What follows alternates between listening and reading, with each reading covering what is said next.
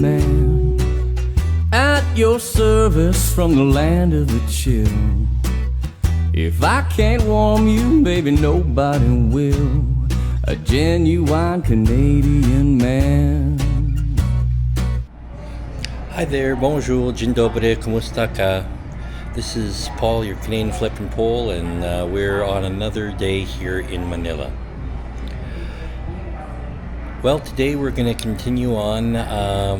It's Sunday today, and so a bit of time or yesterday was sort of our getting sort of back into the swing of things here in the Philippines.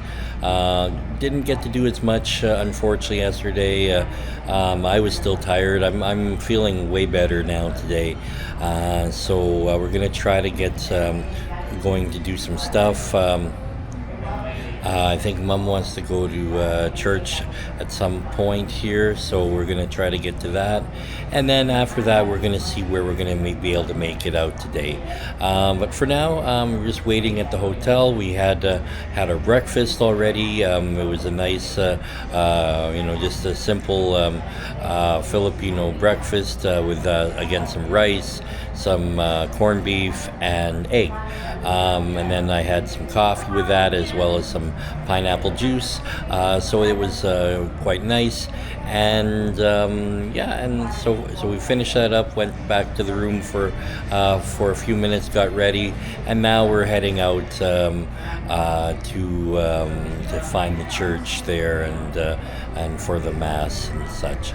So we're going to be going. So let's go.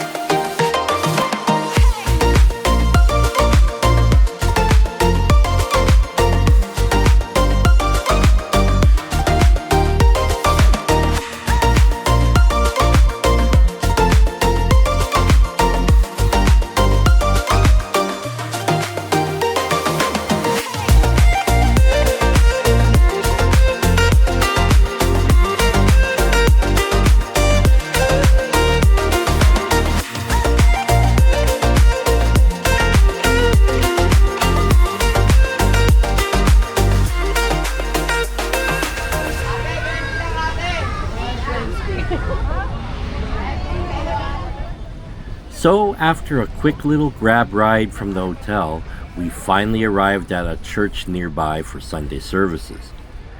We really didn't know what place we were being sent to, but they told us we were going to the Baclaran church and they would have Sunday Mass. We definitely were not disappointed. The church we were sent to is commonly known as the Baclaran Church, but is officially named the National Shrine of our Mother of Perpetual Help. This is a modern Romanesque-style church that was built in 1953 and eventually consecrated in 1958. It is actually the third church to be built on this site. A little interesting part of the history of this church, which ethnically I have a tie to, is in February of 1973, a Mass was held and officiated by the Archbishop of Kraków, Poland, Cardinal Karol Wojtyła, a man who eventually the world has come to know better as Pope John Paul II. This church, since its opening, has had and continues to be open 24 hours a day for its parishioners. And in 2023, the shrine was declared an important cultural property by the National Museum of the Philippines. So anyways, I decided to walk around the church area and the sort of the grounds area. Biggest reason I did that, and I didn't go into the Mass myself, was because unfortunately when we flew into Manila, I only had essentially the same stuff I had from Japan. I got to wash it, but it was I had shorts and a tank top. And one of the protocols here in the Philippines especially is that not everything is acceptable in the church. You must ideally you should have a pair of pants, jeans is fine, and then also a nice shirt, or at least even if it's just a t-shirt's okay, but not sort of not a cut off what I had. So anyways, I decided that while I was waiting for Mom, because Mom and the girls, they went into the church for the Mass, I would wander around. And as I was walking around here, this was like the perimeter of the grounds, and again, people are waiting, and there's a little gardens here, and little pools and fountains, and then the murals that were on the wall there. But stuff like this was really nice. It was fenced off, so and they're having different sort of gardens and different ways of sort of making this area look more interesting, with some different statues and such, and little monuments, and of course the foliage here, and but yeah, these really very interesting murals that had not only painted but also sort of three-dimensional to the walls. And as you can see, the grounds area was quite extensive. A lot of again, more of the murals, but there's a lot of room, because I'm assuming, based off of what I've seen and in some of my the other churches we've been to, not only is it quite large in the church, it's also there's a lot of room for people to go and be able to stand and take services in the garden area as well, because I guess lots of people will come to this area. And so I kept walking, and this was on now the other side, and there's this nice walking path there, which I have no doubt, in when it's really hot and sunny out, which it was actually pretty hot that day, there's the shade, at least, so you can get to the church without without being in the hot sun. Like you, as you could see, just in the middle there, there's just the open walkway, and also, of course, if it's raining, same thing. You don't have to be rained on for the walk to the church, because it's, as you could see, it's a pretty long walk from when you get through the main gates and then going all the way to the church. So it's good that they have this walkway for the very hot or rainy days. So until the mass actually completed, I just continued to walk around and just check out this whole area. But as very soon the mass did finish, and Mom and the girls finally came out, and so it was time to head back to the hotel or head back to wherever we wanted to go. So right next to where the church is, along the main sort of road, there was a market. And the market, I'm assuming, is there a lot of the time, and which makes a lot of sense. There's a lot of people who go to church, and then afterwards, or either before or after, they'll come to the market and pick up any number of things. As we could see, there was a bunch of clothing here, and different things, from dresses and shirts and everything like that. And there were, as I've seen a lot, which I've been a bit surprised seeing this, is a ton of people with cell phone accessories. Although I've seen a ton of people in the Philippines with cell phones. And then we get over here, and here's of course it's sort of the driveway, and people are getting through, but motorbikes and tricycles are trying to get through, and then of course we now cross into area where it's just now produce. So a bunch of different vendors with fruits and some vegetables, and so definitely something that if you want to get after mass, there's fruit to eat for on your way home or while you're on your way home, and then of course you can get water, because it was a really hot day that day there, and so all kind of options to get stuff. And finally we were able to get through all this, and instead of taking a grab back to the hotel, there was I discovered there's actually the one of the LRT1 stops was right here near the church. I should have guessed it, because when you look on the map, there is the Redemptorist station. Now you think I'd piece that together, but didn't. But as you can see here, so we get up onto the walkway, the elevated walkway, which now takes us away from the market, but also too, it brings us, well, you can see the roadway. It's a busy roadway, and the market stretches quite far in the one direction, and then there's the roadway again, and you can see all the tents of the market there, and then the church is off in the distance. So we get up onto the walkway, and up ahead is the station, the Redemptorist station. One of the things also, as you may have guessed, is you can see it's not raining right now, but there's a lot of people with the umbrellas. Well, smart move. They're using the umbrella to shade from the sun. I don't know why I don't see that as often here in North America and Canada, but they have that.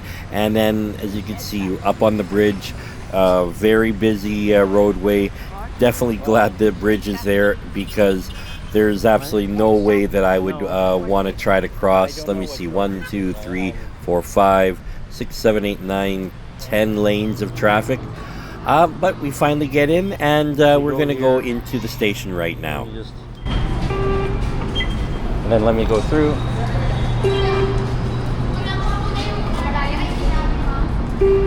No, hang on. Try it now. Now you go through. Yeah, you gotta wait for the cycle of the other person to.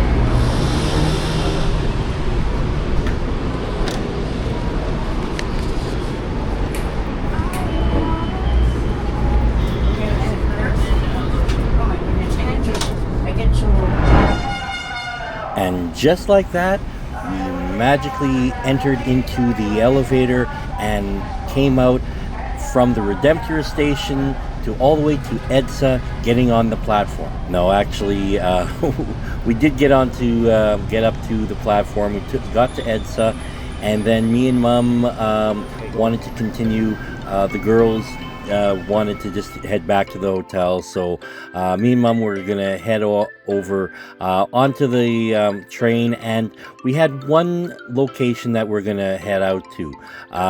But first of all, just got to get into the train. And so anyways, so we got onto LRT1 and decided to head out to go see some sort of stuff there. And in particular, one place that we wanted to go see was the National Museum of Anthropology here in Manila.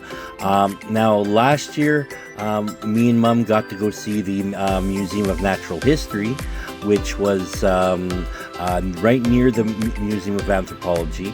But we ran out of time. It was starting to get late, and the museum was going to be closing soon, so we didn't get a chance to go see it there. But and like, even though later on the trip I did go see the museum, I know that Mom really wanted to see this, and I wanted to go see the Museum of Anthropology again because of all the fascinating stuff in there. So anyways, I hope that today you enjoyed the video, as we have shown the visiting of the church. And I would show you more, but I don't want to let the video drag on too long. So actually, coming up very soon, I will have the next episode on my channel will be we're going to go visit the museum of the National Museum of Anthropology, and we're going to have a look at that point there. But for now, I hope that you enjoyed the video that of where we went today. So if you haven't had a chance to subscribe to my channel, then I would love it that if you went and subscribed to the channel, click like on the video, and please feel free to leave some comments of what you thought of the adventure today. And I'll gladly try to respond to, and we can chat. So anyways, I'd like to thank you again for taking your time out of your busy day to watch my video. I've really enjoyed doing this video and all the videos I've been able to do so far on my channel. And so I'd like to say thank you very much. Merci beaucoup. Dziękuję bardzo. Maraming salamat, and salamat kaayo. So I hope to see you soon. Ingat, ayo, cześć, salut, and see you next time.